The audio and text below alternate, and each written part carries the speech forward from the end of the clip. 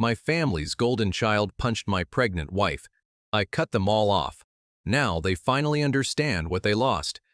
Some families crumble slowly. Others shatter in one single violent moment. Mine did both. Let me tell you what happens when you finally stop protecting the people who never protected you. I grew up in a family where one person mattered. It wasn't me. It wasn't my sister. It was my older brother, Aaron, the golden child, the favorite, the one who could literally do no wrong, no matter how much damage he left behind. When Aaron failed out of college, my parents didn't see failure. They said he was too smart for the system, too brilliant to be contained by ordinary education. When he cheated on his girlfriends, Serial cheated on every single one of them. They said he was just passionate, just exploring his feelings. When he screamed at family dinners, when he broke things, when he made people cry, when he threw plates against walls and put holes in doors, we were told we were too sensitive, too emotional, too quick to judge. We learned to shrink ourselves so he wouldn't explode. I learned to make myself small. I learned to apologize for things I didn't do just to keep the peace. I learned that my feelings didn't matter if they made Aaron uncomfortable. I learned that love meant sacrifice, and sacrifice meant silence. My sister learned the same lessons. She learned to tiptoe around him, to read his moods like a weather forecast, to know when to speak and when to disappear. We both became experts at managing his emotions while our own were dismissed as inconvenient. And my parents enabled all of it, every single bit. They smoothed over every conflict. They paid off every debt. They made excuses that would make a lawyer jealous. They built an entire reality around protecting Aaron from consequences while the rest of us lived with all of them.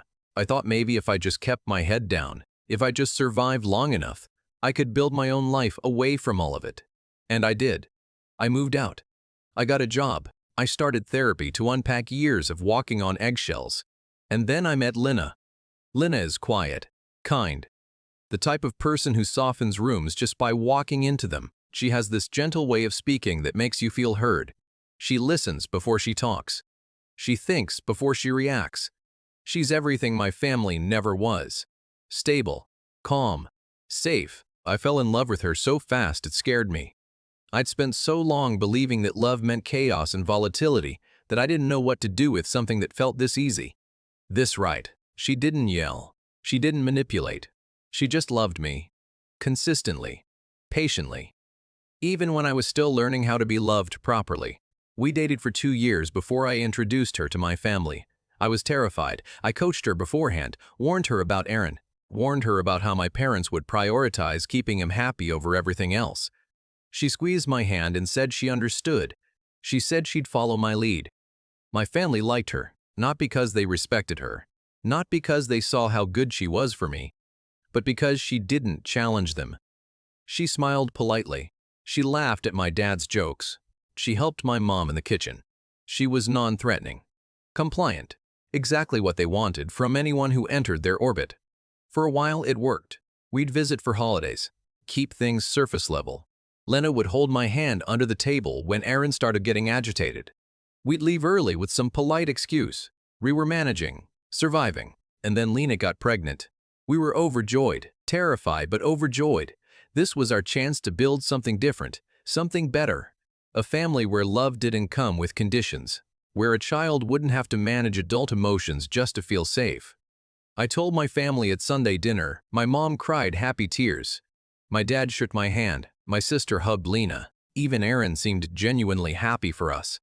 For a moment, I thought maybe this was it. Maybe a grandchild would be the thing that finally shifted the dynamic. I should have known better. As Lena's pregnancy progressed, my family started showing up more, not to support us, but to get access to what was coming. The first grandchild. The first baby in the family, in over a decade. They wanted to be involved. They had opinions about names, about nursery colors, about parenting styles we hadn't even developed yet. Lena handled it with grace. She set gentle boundaries. She said thank you, but we've got it handled. She never raised her voice, never was rude. She was perfect, honestly. More patient than I would have been. But Aaron started making comments. Little digs about how Lena was already letting herself go. How she was eating too much. How she was gaining weight in her face. how pregnancy wasn't a good look on her. My mom would laugh uncomfortably and change the subject. My dad would check his phone. My sister would stare at her plate. And I'd sit there, that old familiar anger building in my chest, that feeling of being powerless, of knowing that if I said something, I'd be the problem. I'd be the one making things awkward. I'd be the one ruining dinner. Lena would squeeze my hand, she'd mouth later, and I'd swallow it down like I learned to do my entire life, until I couldn't anymore. It happened at a family gathering, one of those mandatory events my mother organized to keep up appearances. Memorial Day weekend, backyard barbecue, the kind of thing that looked perfect from the outside while everyone inside was suffocating. Lena was 6 months pregnant, visibly showing, glowing actually. She wore this yellow sundress that made her look like sunshine. I couldn't stop staring at her, at this woman who was growing our child, who trusted me enough to build a family with me despite knowing where I came from. Aaron had been drinking, not drunk, but that specific kind of buzzed where his filter disappeared and his cruelty sharpened. He'd been making comments all afternoon, little jabs that my parents ignored. And then he said it, loud enough for everyone to hear. He said Lena was already letting herself go, that she was getting fat, that I better be careful or I'd be stuck with that body after the baby came. He laughed like it was a joke, like he was being funny, like words can't leave bruises just because they don't break skin. The table went quiet. My mom did that thing she always does, that nervous laugh, that please don't make this a thing energy. My dad kept flipping burgers like he hadn't heard anything. My sister looked at me with this pleading expression. Don't. Just let it go. Just keep the peace. But Lena didn't shrink. She set down her fork. She looked directly at Aaron. And in that calm, steady voice of hers, she said, I'm pregnant. Please don't comment on my body. That was it. That was all she said. No yelling, no insults. Just a simple boundary, a reasonable request that any decent person would respect. But Aaron isn't decent. His face changed. That look I knew too well. That shift from smug to furious in half a second. That look that meant someone had challenged him and now there would be consequences. He started yelling, calling her dramatic, calling her disrespectful, saying she couldn't take a joke, saying she was too sensitive, saying exactly what we'd all been told our entire lives whenever we dared to push back against his behavior. I stood up. I moved toward him. I said his name, firmly, the way you'd speak to a dog that was getting aggressive. Aaron, stop, now. He shoved the chair back so hard it fell over. He started walking toward Lena, toward my pregnant wife, and I stepped between them. I put my hands up. I said, stop. Just stop. Walk away. And then he shoved me. Hard enough that I stumbled backward. Hard enough that my hip hit the table. Hard enough that I knew he meant it. But I wasn't his target. Before I could recover, before I could process what was happening, he lunged past me. And he punched my pregnant wife in the stomach. Time fractured. Everything slowed down and sped up simultaneously. I heard the impact. I heard Lena gasp. I heard my mother scream. Not at him. Not at Aaron. But this wordless shriek that meant something had gone terribly wrong, but she didn't know how to process it. Lena doubled over. Her hands went to her stomach, to where our baby was. Her face went white. Not pale. White. Like every drop of blood had drained straight to the floor. I caught her before she fell. I was already moving, already grabbing my keys, already lifting her as carefully as I could, already heading to the car. And behind me, I heard my mother, not asking if Lena was okay, not telling Aaron to leave, but yelling at Lena, screaming that she provoked him, that she should have just laughed it off, that she knew how Aaron was, that this was her fault for pushing his buttons.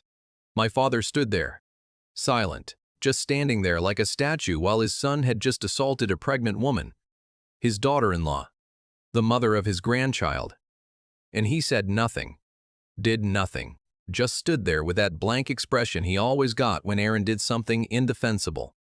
My sister was crying, asking everyone to calm down. Please, just calm down. Like calm was possible. Like we could all just take a breath and pretend this didn't happen and move forward like we always did. I didn't say a word to any of them. I put Lena in the car. I drove to the hospital. I held her hand while she cried. While she kept saying, I'm sorry I made him angry. Like she had done something wrong.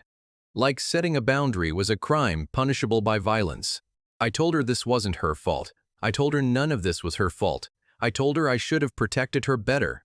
I should have kept her away from them. I should have known. The hospital was a blur.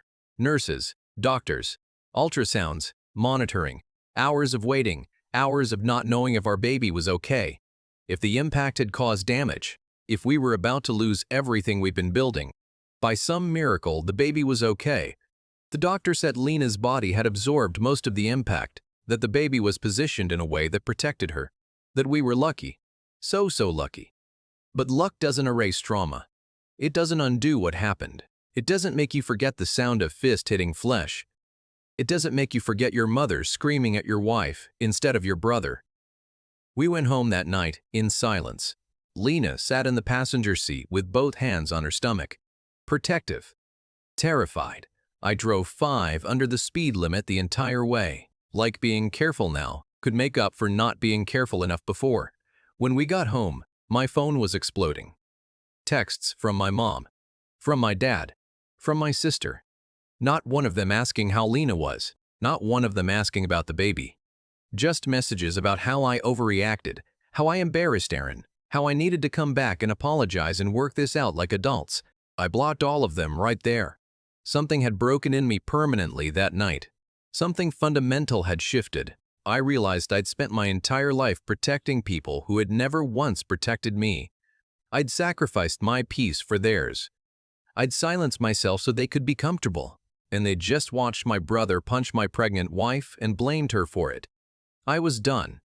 I wrote one message and sent it to all of them before blocking their numbers. You chose him over my wife and my unborn child. You chose to protect his violence over her safety. I'm choosing my family now. Don't contact us again. Then I blocked them. All of them. Mom, Dad, Sister Aaron, extended family who tried to play intermediary.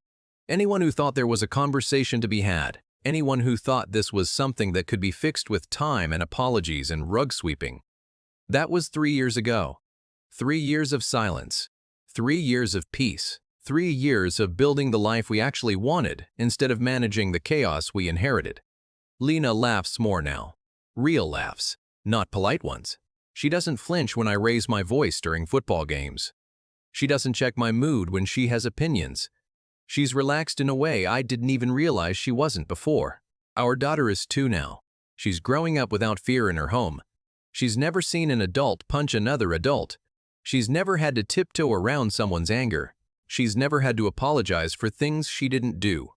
She gets to be a kid. Just a kid. Not an emotional support system for broken adults. I sleep through the night now. I don't wake up with anxiety about upcoming family events. I don't dread holidays. I don't rehearse conversations in my head to minimize damage. I just live. Meanwhile, my family's world slowly collapsed. Aaron spiraled without anyone left to protect him, without anyone left to clean up his messes, without anyone left to make excuses and smooth things over and convince the world he was just misunderstood. He got arrested, twice. Once for a bar fight, once for destruction of property. Both times my parents had to bail him out. Both times they spent money they didn't have on lawyers who couldn't save him from himself. He lost his job, the one my dad had pulled strings to get him.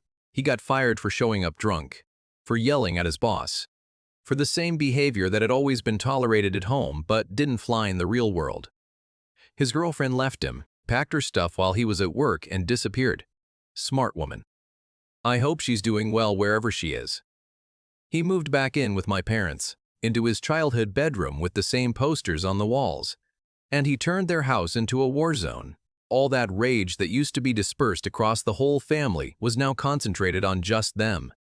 Just my parents who had spent decades protecting him from everything except himself. Now they live with the monster they raised. They live with the consequences of choosing enabling over accountability.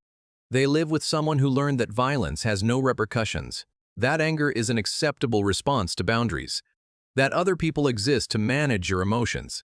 They started reaching out about a year ago. Long emails that my spam filter caught, Voicemails that filled up my inbox before I set it to automatically delete their numbers. Messages passed through distant relatives who didn't know better, all saying the same things. My mother crying that she misses her granddaughter, a granddaughter she's never met, a child she has no relationship with because she chose violence over protection. She sends birthday cards that I return unopened. She sends Christmas gifts that I donate without looking at them.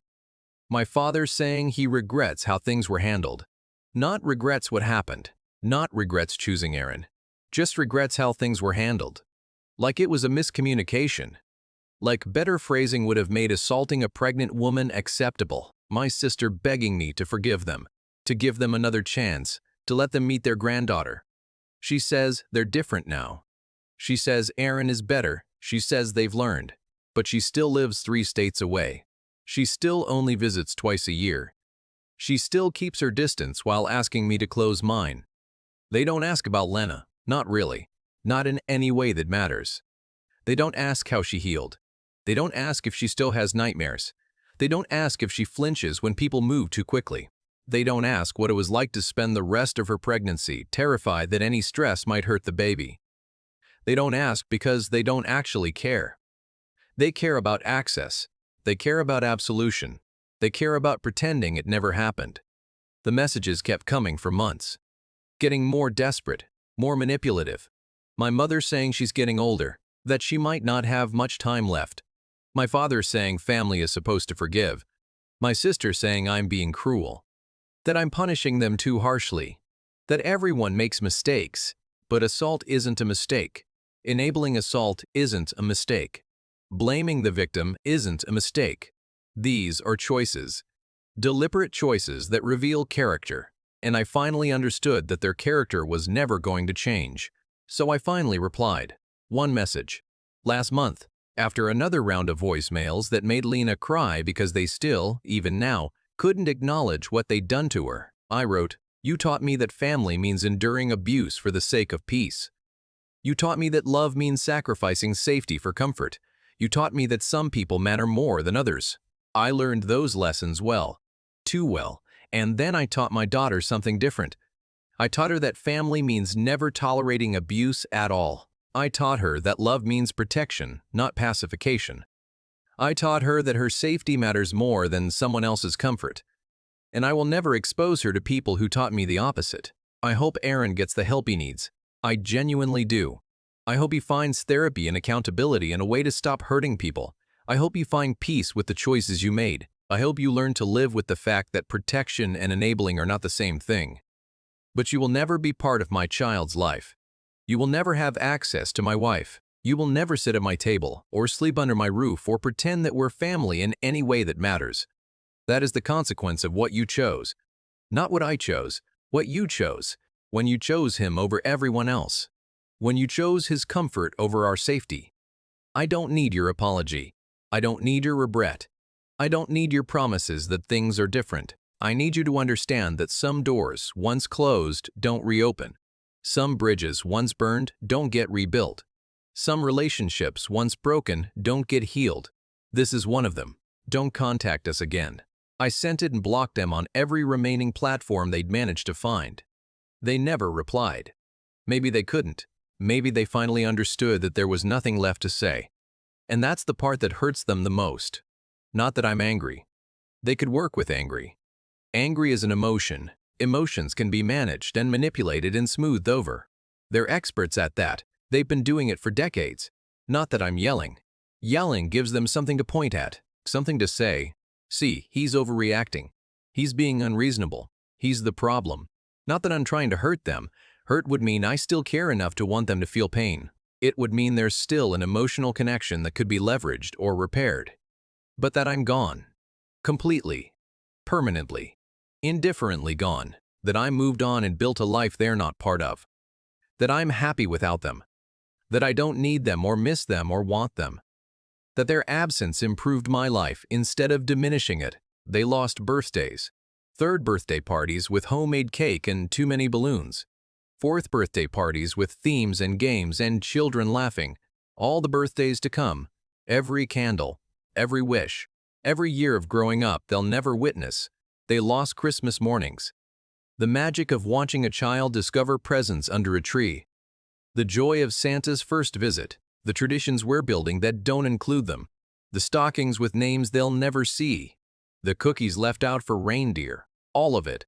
They lost first words, first steps, first days of school, scraped knees they didn't get to kiss better, bedtime stories they didn't get to read, bad dreams they didn't get to soothe, dance recitals, soccer games, school plays, science fairs, every small moment that makes up a childhood, every milestone that makes grandparenting worth it. They lost the future. They lost being grandparents who actually knew their grandchild, who had an actual relationship instead of just a biological connection. They lost being people their granddaughter might have loved if they'd been capable of making different choices. They protected the golden child. They poured everything into keeping him comfortable, into managing his emotions, into sacrificing everyone else's well-being for his. They built their entire family structure around one person's dysfunction. I protected my child. I prioritized her safety over their comfort. I chose her right to grow up without violence over their desire for access. I built my family structure around love and safety and accountability. And in the end, that's the only family that survived. My daughter will grow up knowing what healthy love looks like. She'll know that boundaries are respected, that anger doesn't equal abuse, that she never has to shrink herself to make someone else comfortable. She'll know that the people who love her will protect her, not ask her to tolerate being harmed. She'll never know her uncle who punched her mother. She'll never meet the grandparents who blamed the victim. She'll never sit at a table where violence is excused and enablement is mistaken for love. And sometimes Lena asks me if I regret it, if I miss them, if I wish things were different. I tell her the truth. I don't miss them. I miss the idea of them. I miss what they could have been if they'd made different choices. I miss the parents who would have supported me instead of sacrificing me. I miss the family that could have existed if accountability mattered more than image. But I don't miss who they actually are. I don't miss the anxiety, the walking on eggshells, the constant damage control, the apologizing for existing, the feeling of never being enough because I wasn't Aaron. I have peace now, real peace, the kind that doesn't require managing anyone's emotions but my own, the kind that doesn't end when someone else has a bad day, the kind that's built on safety instead of survival. And my daughter has something I never had. She has parents who chose her first, who will always choose her first, who understand that love without protection isn't love at all. It's just obligation dressed up in biological connections and guilt. My family wanted me to choose them, to prioritize their feelings and their comfort and their desire for absolution. They wanted me to bring my daughter into their dysfunction because blood is thicker than water. But the full quote is the blood of the covenant is thicker than the water of the womb. The family you choose is stronger than the family you're born into. The promises you make matter more than the DNA you share.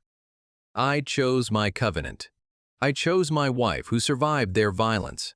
I chose my daughter who deserves better. I chose peace over performance. I chose safety over obligation. They chose Aaron. They chose enabling over accountability.